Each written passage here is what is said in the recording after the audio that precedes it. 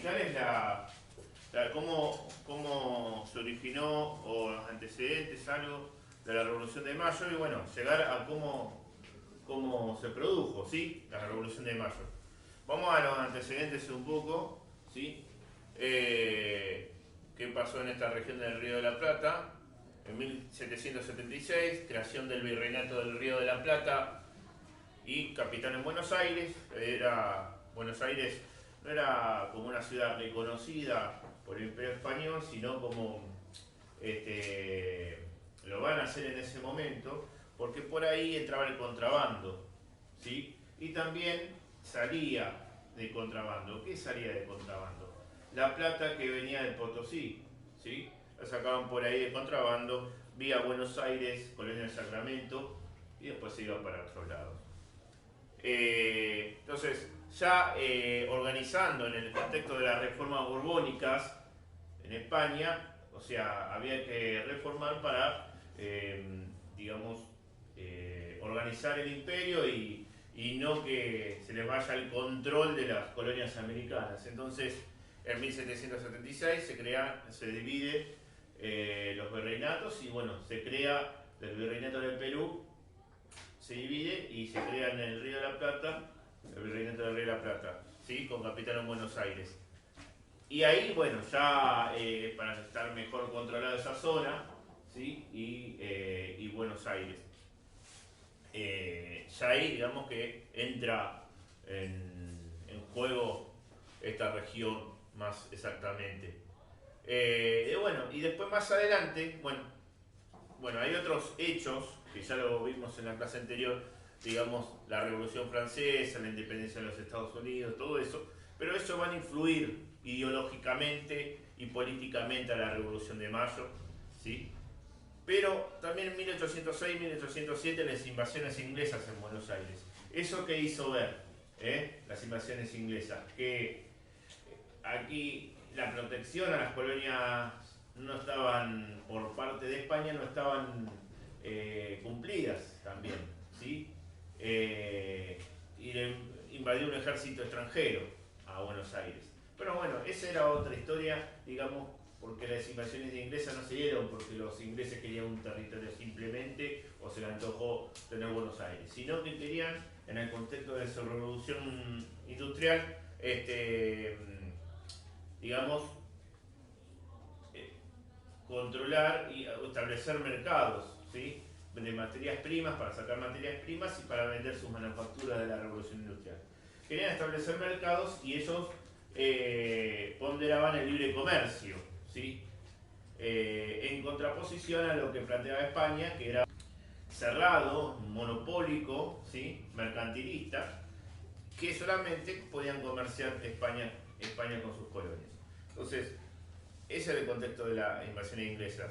Otra de las cosas que las invasiones inglesas aportó para la revolución es que, bueno, en Buenos Aires se formaron milicias para la defensa, ¿sí?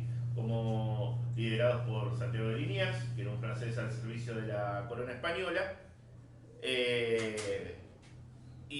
bueno, Alza, que era un comerciante español, ¿sí? Y Pueyrredón, Juan Martí de Pueyrredón, lideraron, digamos, las milicias y eso hace que se formen para la defensa de Buenos Aires. Pero eso hace crear un sentido de pertenencia, ¿sí? A Buenos Aires y de defender. También, ¿qué aporta a la revolución esto después?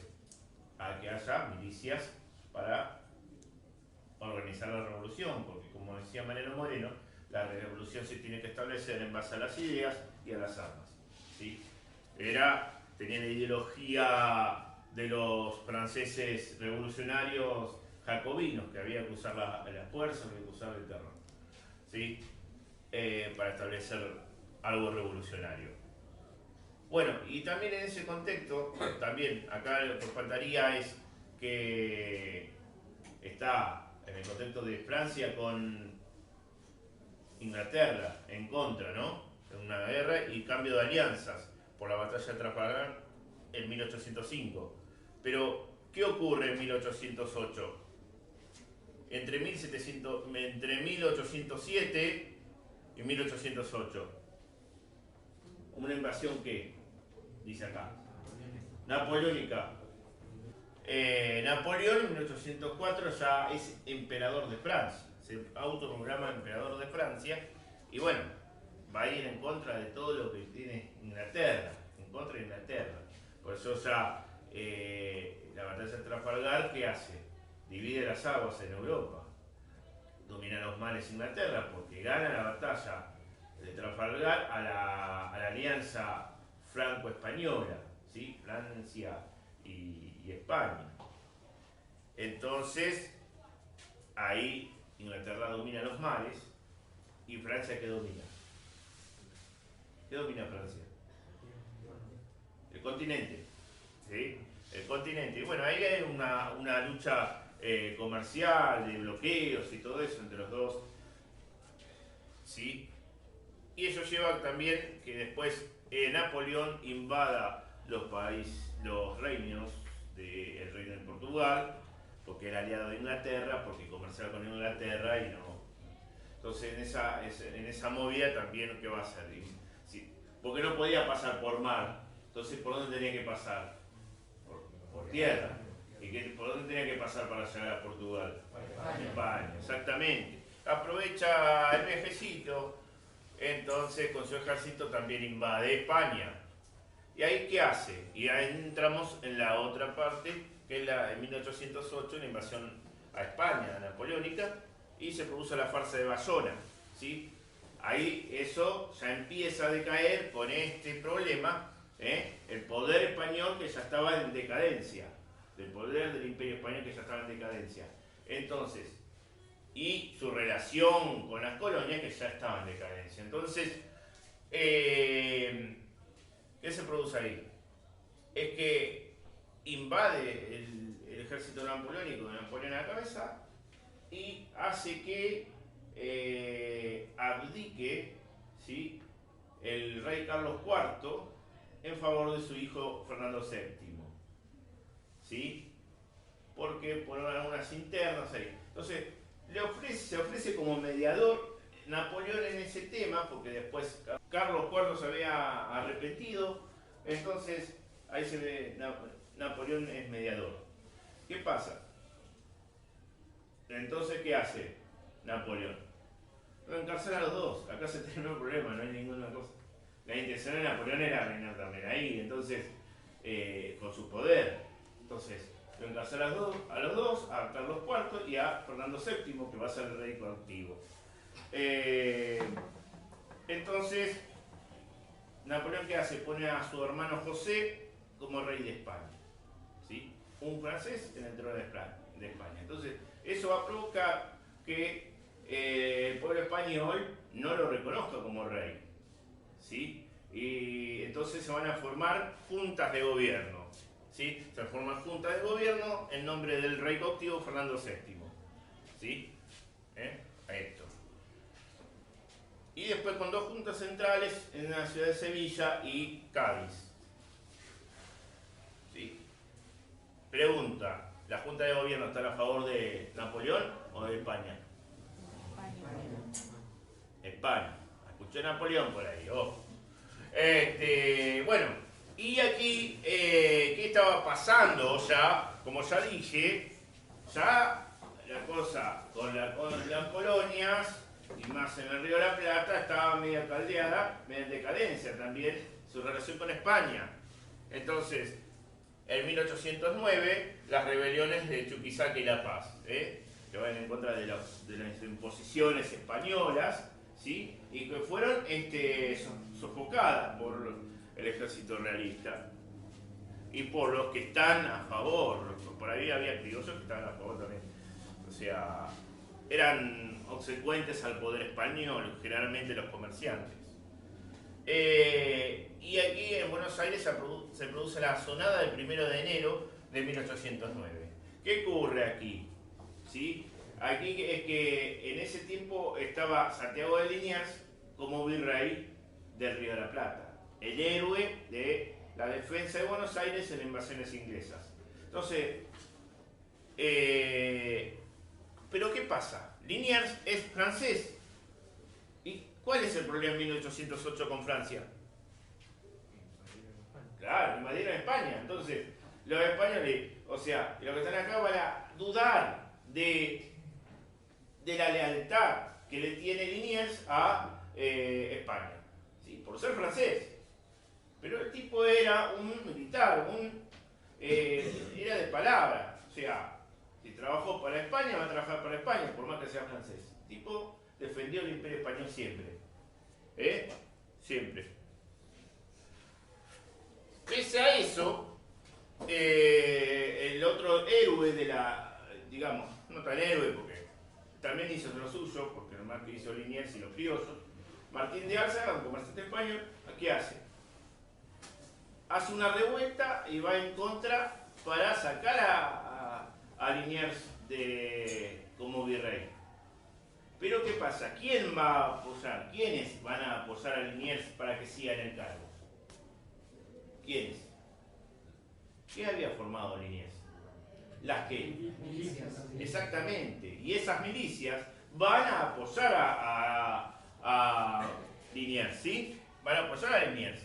Y lo dejan un tiempo en el cargo. Unos meses más. Porque después ya la Junta Central ahí en España va a designar a otro virrey en el reinato del Río de la Plata, algo de Cisneros. Pero bueno, eso ocurre en 1809 y ya en 1810, con la acción del ejército napoleónico en España, hace caer todas las juntas y todas las rebeliones que había en España, ¿sí? En las ciudades españolas y principalmente a la de Cádiz, la Junta Central, ¿sí? La caída de la Junta Central, ¿sí? 1810. Y esto lleva un tiempo hasta que llegue la noticia ¿a dónde? Al Río de la Plata. Y ahí empiezan todas las escaramuzas a ver quién gobierna y quién no. ¿Sí? ¿Quién tiene el poder real? Y todo eso. Así llega hasta la semana de mayo. ¿De dónde viene la ideología de esta revolución? ¿Sí? ¿Cuál es el problema aquí? Como antecedentes. ¿Por qué se quieren librar de España? Hay un descontento que económico y político, digamos los criollos, el descontento criollo era ¿por qué? Porque los nacidos de aquí en América, los criollos, se quejaban, digamos, y había competencia entre los peninsulares, ¿sí? Entre los peninsulares, que eran los españoles que tenían los mejores cargos, ¿sí? Y eso le daba un sentido de superioridad a los españoles que estaban acá en contra de los criollos. Y ese era el choque. ¿Por qué es un descontento político? Porque bueno, los mejores cargos y las principales decisiones las tenían los españoles peninsulares. O sea, eran españoles, sí. Y a algunos le dicen españoles americanos a los que son hijos de españoles pero que nacieron aquí. Y son criollos, porque nacieron en América. Entonces, esa es una de las principales también causas de la revolución y también de las reformas borbónicas, porque las reformas borbónicas que decían que el poder español esté más controlado por españoles, la parte política, ¿sí? Y otra de las cosas también, ¿cuál es lo otro? Lo económico. Lo económico era que, como dije, ¿qué tipo de comercio tenía España con sus colonias? Monopólico, cerrado, mercantilista, y bueno, había otro modelo que le ofrecía un libre comercio, que era el modelo inglés, de Inglaterra, Gran Bretaña. Entonces, ¿qué pasa? En un tiempo cuando, por cuestiones de la guerra que se tenía ahí en Europa, para poder comerciar, y aparte en esas reformas, en el contexto de las reformas borbónicas, ¿qué hace España? Deja un cierto libre comercio, ya medio tarde lo puso, para que las colonias puedan comerciar, ¿sí? Un libre comercio, libre, entre comillas, pero que también controlaban de alguna forma. Entonces ahí los comerciantes del Río de la Plata y de todas las partes de otras colonias en América se dieron cuenta de los beneficios de este libre comercio. Porque los únicos comerciantes que se beneficiaban con este comercio cerrado monopólico de España eran los comerciantes españoles, ¿sí? Pero los de Buenos Aires, los criollos, por ejemplo, no, ¿sí? Y vieron con este cierto libre comercio que le planteó España los beneficios. Entonces, esto es la cuestión que habría que librarse de quién para poder comerciar libremente. De España, exactamente. Tomado el modelo inglés. Bien, esos son, digamos, como antecedentes, digamos, ya de la cosa caldeada que quieren sacarse España de encima. Pero también esos están fundamentados en ideas. ¿Cuáles son las nuevas ideas? La Ilustración, por ejemplo, que plantean la igualdad, la libertad, la fraternidad, ¿sí? Digamos que sacarse al rey de encima, al absolutismo, al poder absoluto del rey, ¿sí? En base al contrato social que se hace en la sociedad para obtener el poder, que es de quién, ¿es del rey o de quién? ¿Del qué? Del pueblo. Rey. Ahí ya estamos hablando de algo ya más tirando a la democracia, ¿sí?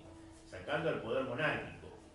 Pero también, eso fue en el siglo XVIII, pero en el siglo XVII están las ideas de Francisco Suárez, ¿sí? Que era un padre, teólogo, jesuita, de la orden de los jesuitas, español, pero que planteaba que el poder venía de Dios al pueblo y del pueblo al rey, ¿sí? A la monarquía. Entonces, ¿qué va a plantear ahí? Que la voluntad popular le da el poder al rey. Y si no está el rey, ¿qué? Le dirían los revolucionarios de mayo. ¿Quién gobierna? El pueblo, ¿sí? Bueno, ahí vienen esas ideas, ¿sí? Ya en ese siglo. 17, 18 ya hay nuevas ideas, ¿sí? Y hay otras más también que rondan en las mismas ideas, digamos, de sacarse al poder monárquico. Está Liniers todavía.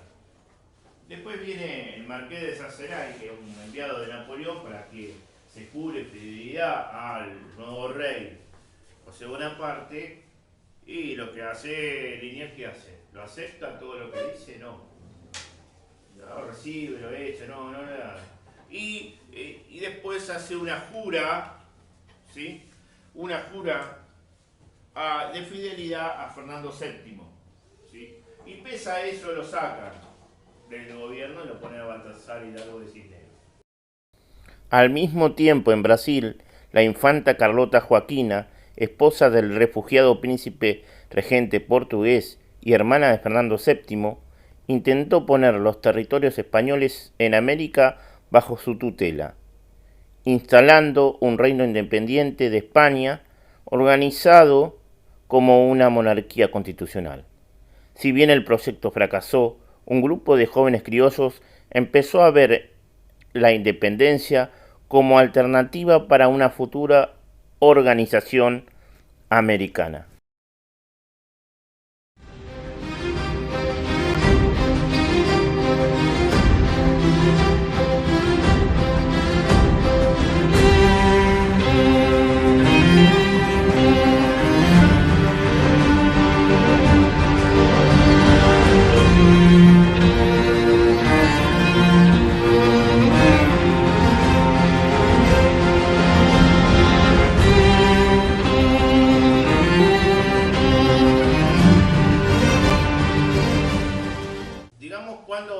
¿Cuál sería la gota que rebasa el vaso y empieza en sí ya a quererse separar de España? Va, con el gobierno, porque todavía no son independientes. Acá es la Revolución de Mayo, pero todavía no son independientes. Falta todavía, falta. ¿Qué hecho marca acá ya la cuestión de hay que tener un gobierno patrio? Un gobierno, ya se me pega esa cosa de la primaria, el primer gobierno patrio. Bueno, hay que analizarlo ese patio todavía. ¿Sí? ¿Cuál es el hecho? Que empieza el declive ya del poder español. Ah, ahí está, la caída de la Junta Central. Y ahí empieza el proceso, cuando llega las noticias, el virrey Cisneros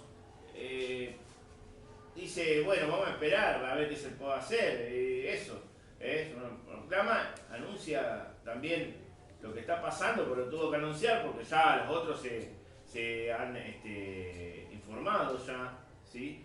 Algunos criollos, entre los que se encontraban Mariano Moreno, Juan José Castelli y su primo Manuel Belgrano, Juan José Paso, Nicolás Rodríguez Peña y muchos otros, viendo la posibilidad de formar un gobierno criollo, trataron de lograr el apoyo de los regimientos militares. Posteriormente solicitaron a Cisneros la convocatoria a un Cabildo abierto. cabildo abierto que debía reunirse en Buenos Aires para debatir la continuidad del virrey, ya que era el cabildo la autoridad que representaba a los vecinos. Cisneros quiso saber si las milicias lo apoyarían, pero los jefes militares, representados por Cornelio Saavedra, un militar alto peruano, jefe del regimiento de patricios, le dieron una respuesta negativa. Fueron Saavedra y Belgrano quienes pidieron la seguida. O sea, ahí lo que quería el virrey también quería apoyo a las milicias y no se le iba a dar a las milicias. Porque la milicia en sí le iba a apoyar a los criollos.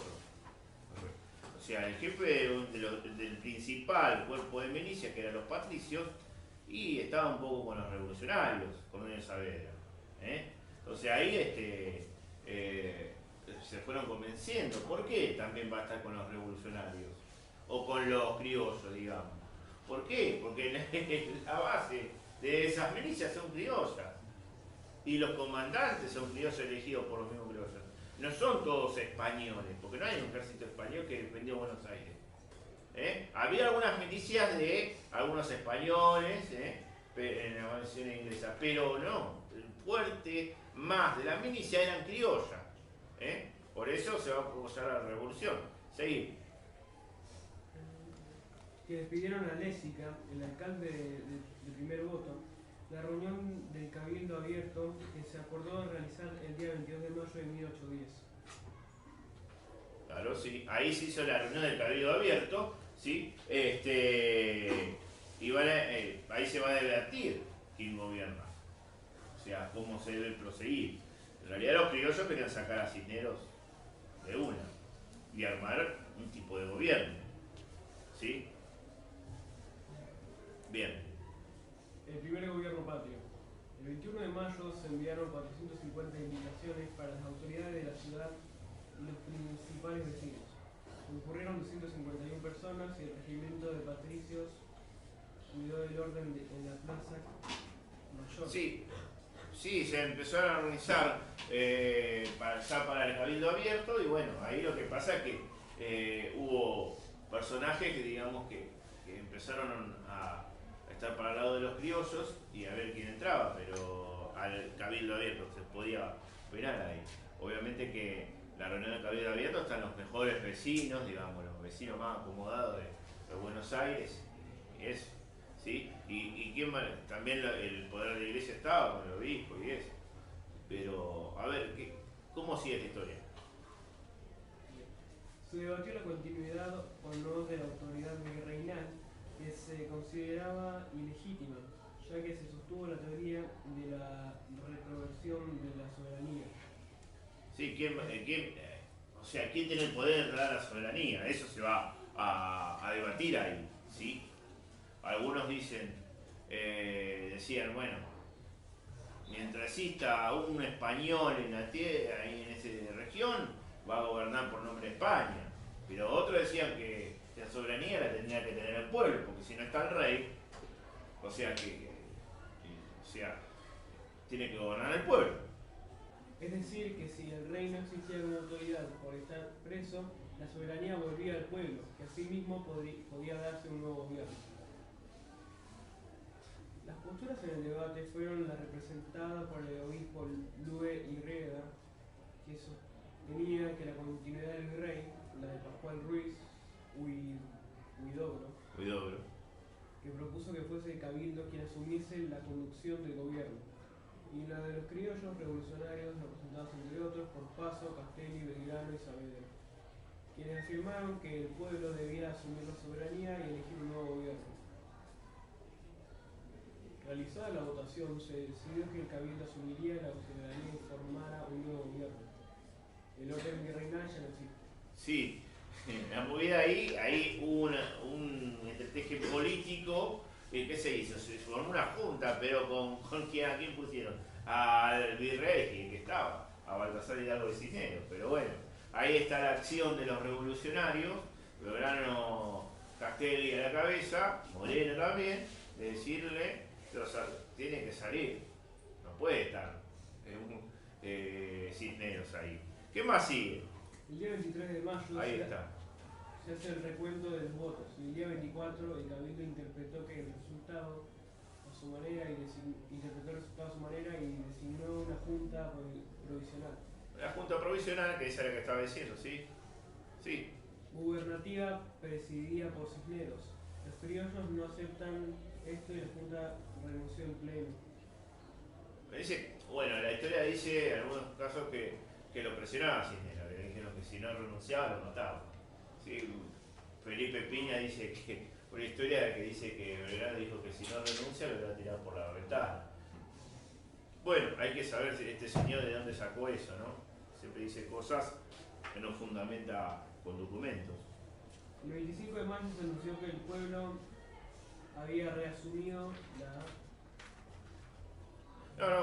había reasumido la soberanía, digamos, y ahí se crea la primera junta de gobierno. Se queda concretada ahí la Revolución de Mayo. Pero quiero que queden claro, es un primer gobierno, digamos, elegido con criollos y eso, ¿sí? Pero falta algo fundamental, ¿sí? Fundamental. ¿Falta qué? ¿Se sacaron a España encima del todo? Todavía no. No. Falta la independencia que viene, que eso llevó unos años más de revolución y guerra, ¿sí? Y otra de las cosas, ¿dónde se realizó la revolución? ¿Qué puse acá? 25 de mayo de 1810, revolución en Buenos Aires. ¿Por qué hago este redondo en Buenos Aires? ¿Por qué? ¿Qué falta ahí? La provincia del interior, ¿sí? Y la provincia del interior, algunos no querían, algunas élites del interior, élite quiere decir los acomodados, comerciantes, de la clase alta, no querían sacarse de España de encima porque les convenía en alguna medida comercialmente seguir bajo la tutela de España. Entonces, algunas provincias no querían eso. Tampoco se le informó, se le impuso a las provincias desde Buenos Aires, acá hicimos una revolución y vamos con el ejército a imponerte la revolución. Por eso, la parte de Paraguay desconoce a esta revolución en Buenos Aires y se autoproclama, digamos, después se independiza. O sea, se sale del poder de Buenos Aires y del virreinato del Río de la Plata.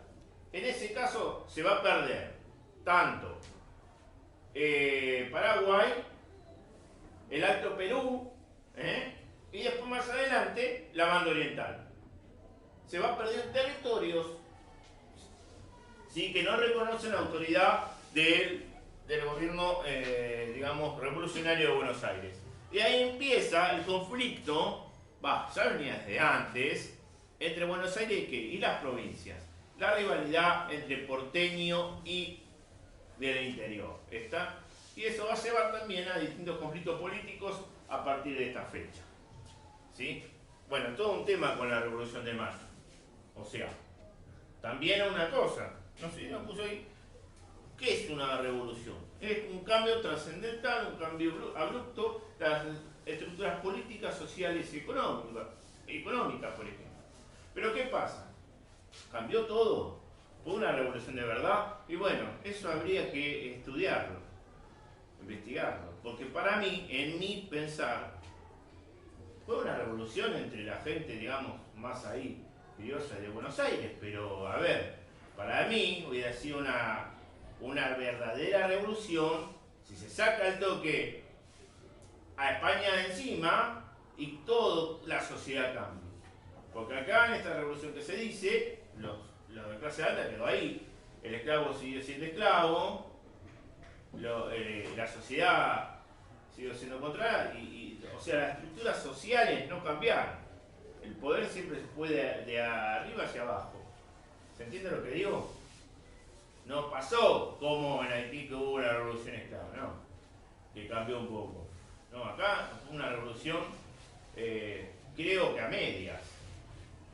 Para mí, fíjense, Estados Unidos que hizo una revolución y que se declararon que independientes de Inglaterra, de Gran Bretaña. ¿Sí? Acá faltó cosas. Ya nuestra política ya empieza a fallar desde acá. Pueden estar de acuerdo, pueden no estar de acuerdo.